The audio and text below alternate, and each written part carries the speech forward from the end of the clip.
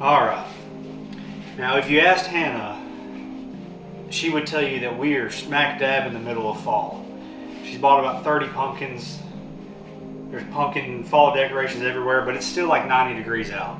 I still think it's summertime. With that being said, there's one recipe that we wanted to do that was sort of a summertime recipe, and it was requested by 3 or 4 different people. They wanted our Pico De Gallo recipe.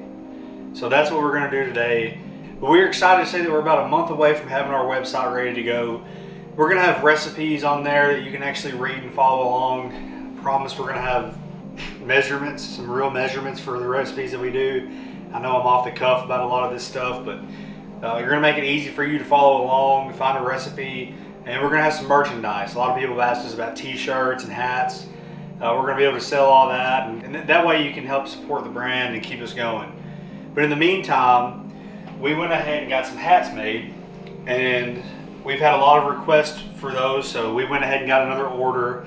We're going to be selling those. If anybody's interested, just shoot us a DM. We have 3 different colors to choose from. We have a men's and a women's style, so just let us know. We'd be happy to get you hooked up. Anyways, let's get started on this Pico De Gallo recipe.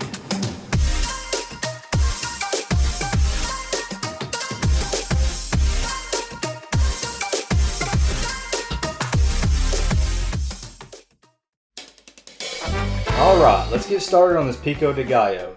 This is one of my most requested recipes. We cook it all the time, especially when we have the ingredients fresh. Whenever they're at the peak of their season, it makes a huge difference. So try to do that whenever possible.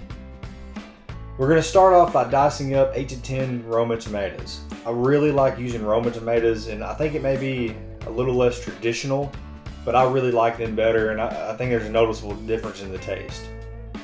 We're going to cut these up into small bite-sized pieces, probably 8 to 10 Roma tomatoes. You can take the skin off if you want, it doesn't bother me any. But after that, we're going to cut up a large white onion. We used a little bit less than half of one white onion. We've done this with red onion as well, and there's not a significant difference there for us. So just use whatever you have lying around, I guess. We're going to throw that straight into the bowl, and we're going to get ready to cut up this jalapeno. Now, you can add more or less jalapeno depending on how tolerant your heat level is. Hannah doesn't like a ton of heat, so I think we just used 1 jalapeno here, and we did remove the seeds and the guts. If you like more heat, add more. Obviously, every jalapeno is different, so I would advise you to taste a little bite of it and make sure that it's not a really hot jalapeno, because I've had some that were much hotter than others. Now we're going to chop up some cilantro.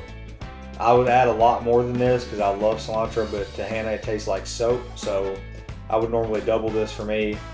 We're also going to add the juice of 1 lime.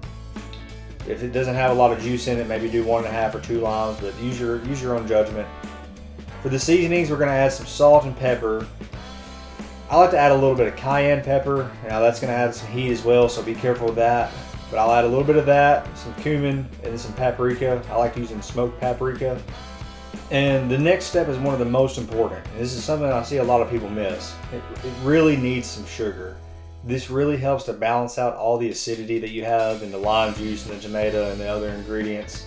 It doesn't add much sweetness that I can taste, but it really balances it out well. So we're going to add a little bit of sugar. And I'm just now realizing, now that I'm watching this back, that I forgot to add one of the important ingredients on film. As you can see here, there's some garlic. I usually add 1 to 2 cloves of garlic, so be sure and add that. And as always, it's important to taste this as you go along. But once you have it where you want it, put it in the fridge, let it come together for about an hour, and it's going to taste much better. Be sure and comment what you want to see us cook next. If you enjoyed this video, it would help us out tremendously if you would like it, share it, and consider subscribing to our YouTube channel. Thanks for watching.